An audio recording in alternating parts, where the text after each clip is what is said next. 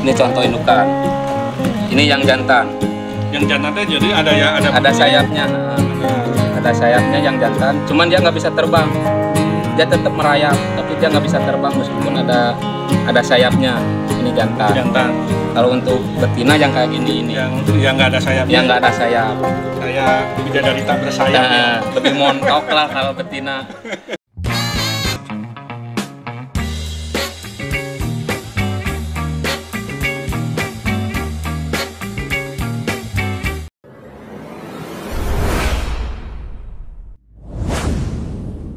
Oke, Sobat Kicomania, setelah tadi kita di part pertama kita membicarakan secara umum awal mula Kang Ali beternak kecoa dubia dan juga alasan beliau, motivasi beliau beternak kecoa dubia. Nah, di part kedua ini seperti yang saya sampaikan di awal tadi, kita akan membahas apa aja sih yang harus dipersiapkan untuk beternak kecoa dubia, dan nanti kita bahas secara detail tentang media dan juga barang-barang ataupun segala sesuatu yang harus dipersiapkan untuk memulai ternak kecoa dubia. Kang, kalau misalnya ada Sobat Kicomania ataupun rekan-rekan lain pecinta reptil atau pecinta ikan yang akan mencoba beternak kecoa dubia, apa aja yang harus disiapkan nih? Ya, untuk awalnya kita yang pasti siapkan dulu boxnya ya. Box ini ya. Ya, sementara di sini saya gunakan box bukan ikan ya. Cuman kebetulan kita pakai ini CB70.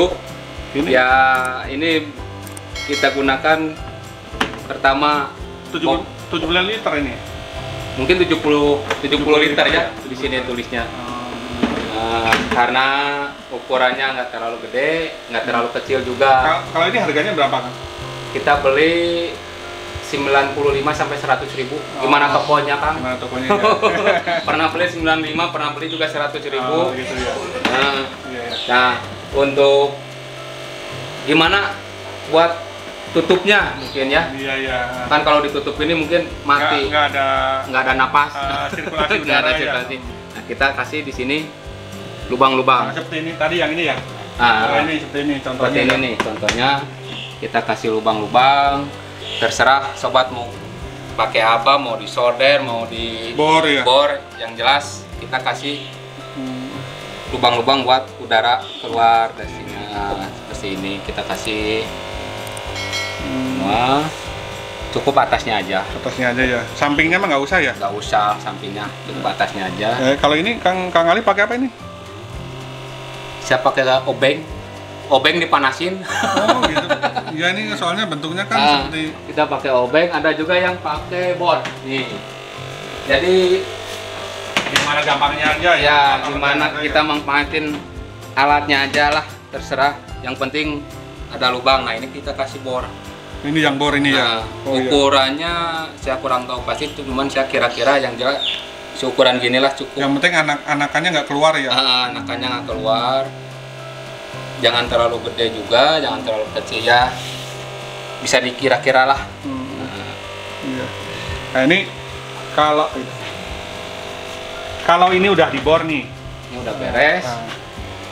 Media yang itu pakai ini ya? Ya, media buat dia bertelur atau kawin.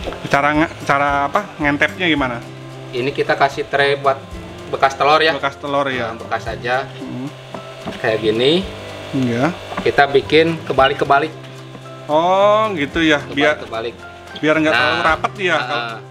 Kebalik-kebalik posisinya. Nah, kayak gini. Dibikin supaya dia kayak gini nih. Kayak gini nih. Iya. Kayak gini nih. Dibikin kayak gini. Jadi ada rongga ya?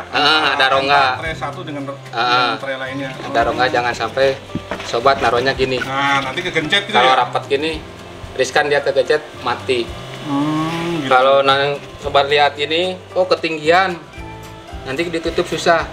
Sobat bisa potong dari sini.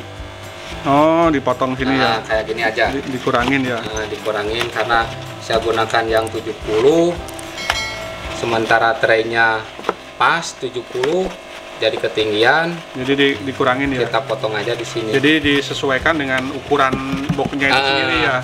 Boxnya. Nah, kayak gini. Oh, gitu. Tingginya sih cukup segini lah.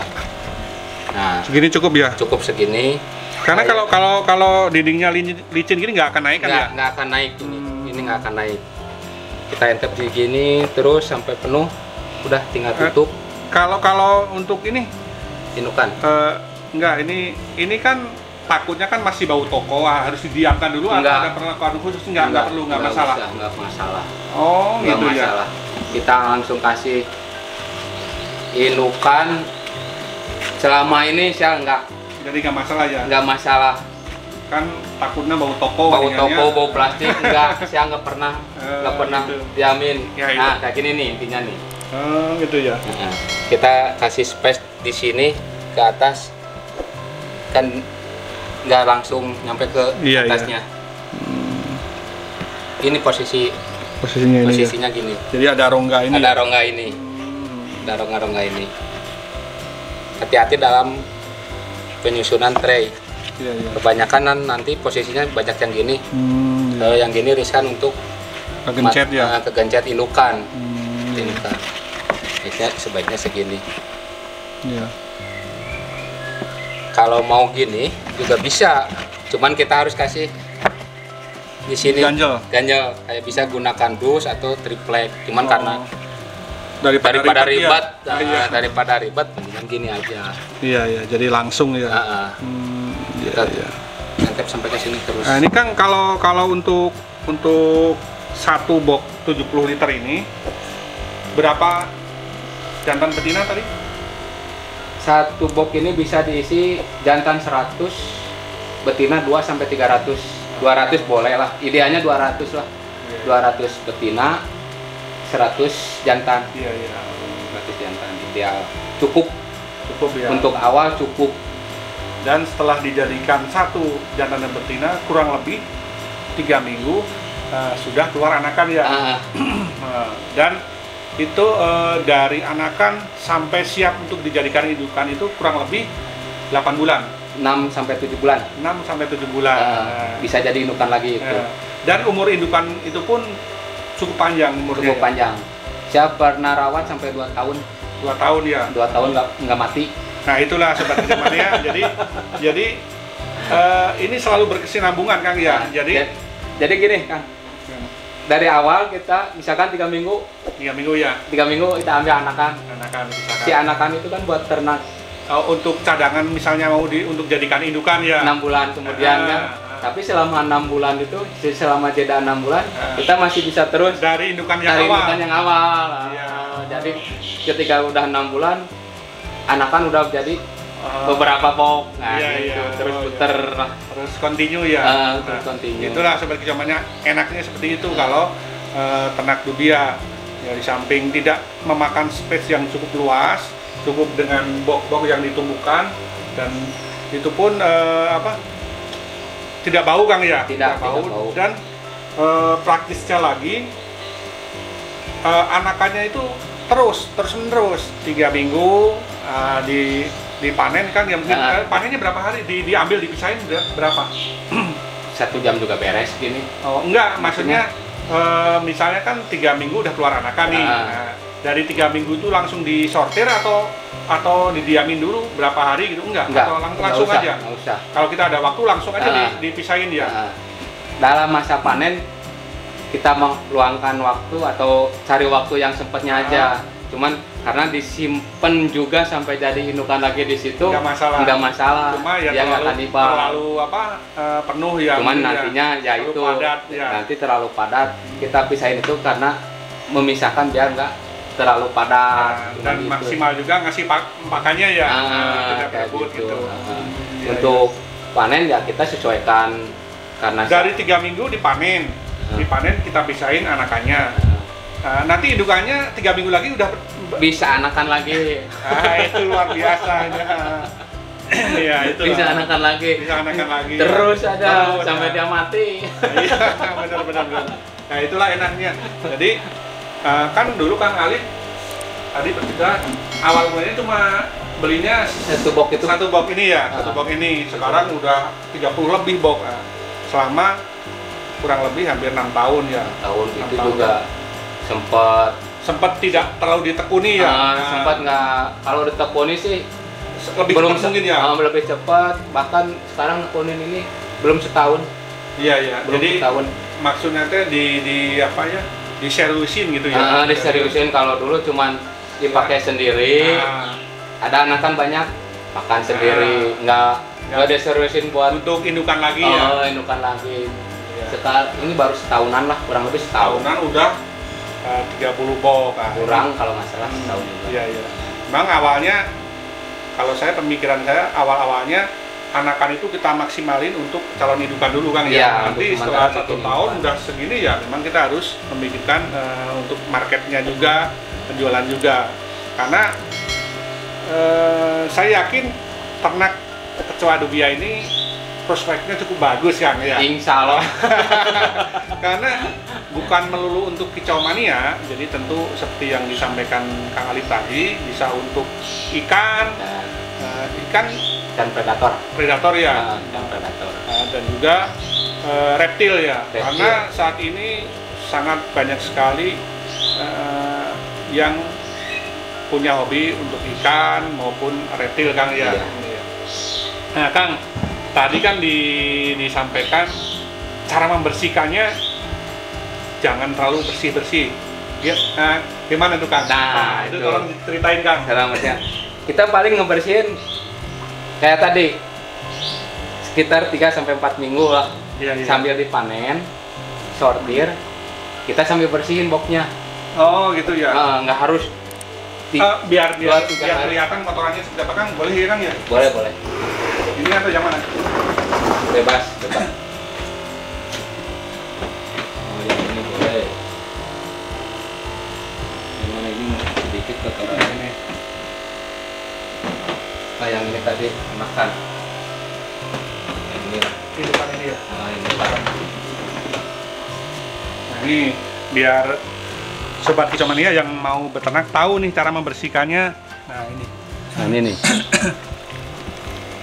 Ini udah hampir 1 bulan, 3 minggu lah, 3 minggu lebih. Nah itu nanti dibersihin semua atau disisain Kang?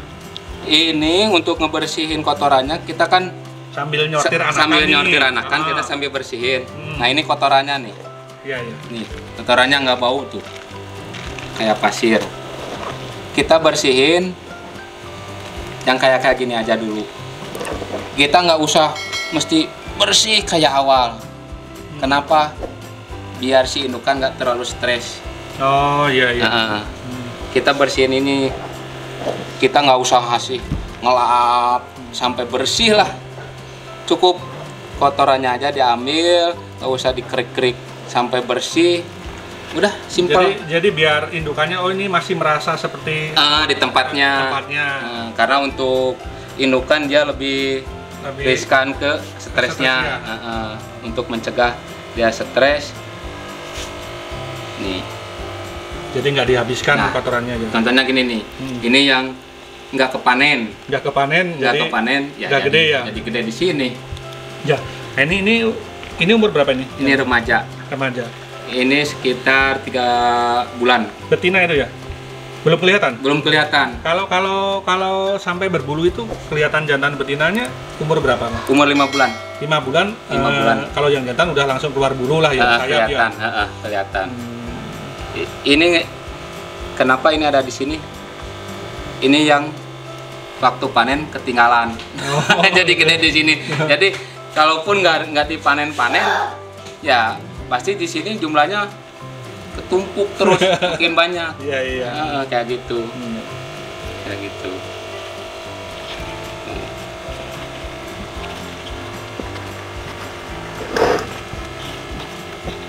Oke Kang Alif, ini saya mau menanyakan kalau misalnya dengan memakai media box seperti ini, penyimpanannya harus suhu tertentu nggak ini? Nah, untuk penyimpanannya, ini kan kecoa, yang namanya kecoa rata-rata dia suka di tempat gelap.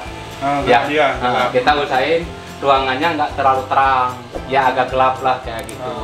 Terus suhu untuk udara lembab. Bukan lembab berarti harus basah. Kering, cuman dingin kayak sejuk gitu. lah ya. Sejuk lah kayak jangan gitu. disimpan di misalnya yang di atas. Di atap kepanasan, kayak gitu. Ya sukanya di tempat yang agak gelap. Terus agak lembab ya. Suhunya agak lembab, tapi nggak harus basah. Jadi tapi bukan berarti di tempat panas nggak hidup, cuma nanti mempengaruhi pertumbuhannya perkembang biakannya beda, ya. Kayak gitu.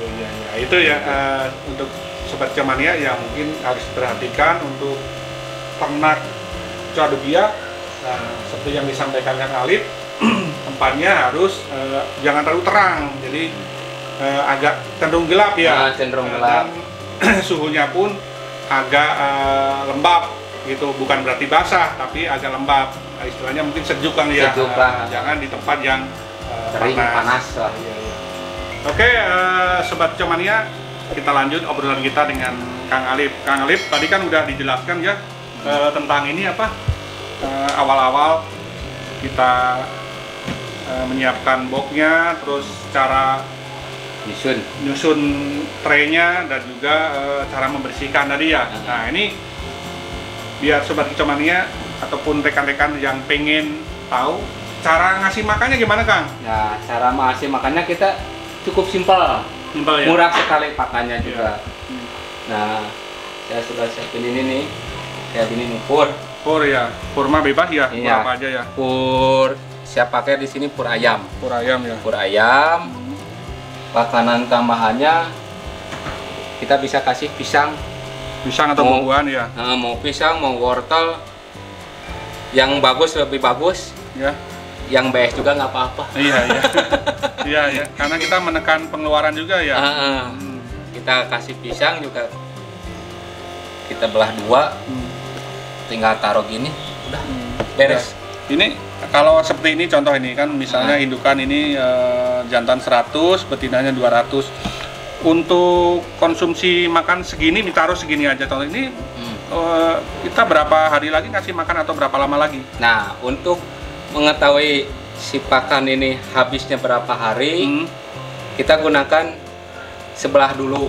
Contohnya kita kasih sebelah, kasih purnya ya kira-kira seginilah. 2-3 hari kita cek. Dari situ kita bisa tahu si dubia ini ngabisin pakan ini berapa hari. Jadi jangan terlalu banyak. Jangan sampai brok. Nanti malah busuk ininya ya. Malah busuk. Bau ya. Jadi baunya bukan dari dubianya, dari makanannya. Jadi kita atur, kasih makan dulu sedikit-sedikit. Berapa hari dia bisa habisin. Baru dari situ, 2 hari. Kita bisa ngukur ya. Dari situ kita bisa misalnya ngukur. Kita kasih pisang, nanti lah apel ataupun wortel. Mungkin beda-beda habisnya berapa lama ya? Iya, beda-beda. Jadi dari situ kita bisa maksimalin kasih makannya. Maksimalin. Jangan sampai takut kelaparan, buruk-buruk malah jadi bau busuk. Kalau misalnya dalam keadaan darurat kita nggak dapat buah-buahan ini, cuma dapur aja, kita harus nyiapin minumnya nggak? Nah, kalau untuk minumnya kenapa buah-buahan nih? Kenapa kita kasih ini kan karena sebagai pengganti air minum, karena ada kadar airnya. Tapi kalau seandainya buah-buahan kita nggak punya atau nggak ada sama sekali, kita bisa semprot sedikit. Semprot aja? Semprot aja ininya. Nggak perlu nyediain air disimpan di sini pakai wadah, nggak perlu? Bisa kayak gitu juga. Cuman selama ini saya nggak pernah gunain taruh tempat minum. Ribet ya? Ribet. Tumpah. Bisa juga diakalin, Kang. Misalkan kita kasih tempat minum di sini, kita kasih busa atau lap. Biar basah aja. Kapas ya, itu kita taruh di sini. Cuman ya untuk sampai sekarang saya nggak pernah pakai. Jadi memanfaatkan buah BS ya. Buah BS aja. Sementara ini saya belum ngerasa gimana lah tanpa air juga. Dari sini cukup. Kalau buah-buahan sayur-sayuran wortel aja atau ada yang lainnya misalnya sayuran apa gitu? Kalau untuk sayuran dia cenderung suka yang ada rasa manis. Oh gitu. Kayak wortel, dia manis. Kayak sawi putih. Sawi putih ya. Soalnya kita pernah coba juga sawi putih sama sosin. Ternyata lebih suka ke sawi putih. Lebih suka ke sawi putih. Terus mentimun. Mentimun dia suka. Cuman mentimun cari yang pahitnya dihilangin. Oh iya, yang ujungnya ya. Yang ujungnya. Ternyata dari pengalaman itu si kecoa lebih doyan ke lebih yang ada rasa-rasa manisnya. Itu ya, sobat kecoa yang perlu diperhatikan ya. Jadi dari segi pakan juga tentu mempengaruhi produktivitas dan juga perkembangan anak ya. Jadi itu yang harus diperhatikan. Di samping itu karena nanti kalau sudah skala besar harus diperhitungkan juga agar kita dapat menekan biaya operasionalnya kan ya. Jadi kalau Kang Alif kan ini beli beli sortiran lah, BS lah. Jadi kan harganya tentu lebih murah. Itu tentu yang harus dipikirkan juga agar dapat mengurangi kos ataupun biaya pengeluaran untuk pakan. Oke, Kang Alif, mungkin ini saja pembicaraan kita kali ini. Saya dengan tim dari PMB Project sangat berterima kasih sekali atas waktu dan kesempatannya. Siap. Karena sudah beberapa kali saya menghubungi Kang Alif, cuma katanya ya ada kesibukan dan juga belum siap. Mungkin kedepannya nanti kalau ini udah penuh semua, nanti saya akan liput lagi ke sini. Insya Allah. Karena ini akan jadi kisah inspiratif untuk saya pribadi dan juga untuk penonton channel PMB Project dan juga untuk Kicomania semua, karena ini merupakan salah satu pakan alternatif juga. Iya. Nah, terima kasih sudah menyempatkan waktu dan juga memberikan ilmu kepada kita semua. Kita sharing-sharing. Iya. Dan sekali lagi untuk sobat Kicomania dan juga mungkin pecinta burung, reptil ataupun ikan hias yang membutuhkan kecoa dubia, nanti saya akan cantumkan nomor WA, alamat di sini ataupun nanti di deskripsi, jadi nanti bisa langsung menghubungi Kang Alif dan main ke sini juga diterima. Boleh. Nanti boleh main ke sini, sharing, ngobrol boleh. Iya, nanti bisa menanyakan bagaimana cara ternaknya dan juga untuk yang di luar kota, luar pulau bahkan bisa untuk dikirim dari Kang Alif. Boleh. Oke, seperti biasa jangan lupa untuk singgah di media sosial kami yang lainnya, di Instagram maupun di Facebook, dan jangan lupa untuk like, comment, share, dan subscribe untuk channel PMB Project serta untuk menyalakan lonceng notifikasi agar sobat Kicomania bisa mengikuti video-video terbaru dari PMB Project. Sekian dan terima kasih. Salam Jaya Lestari.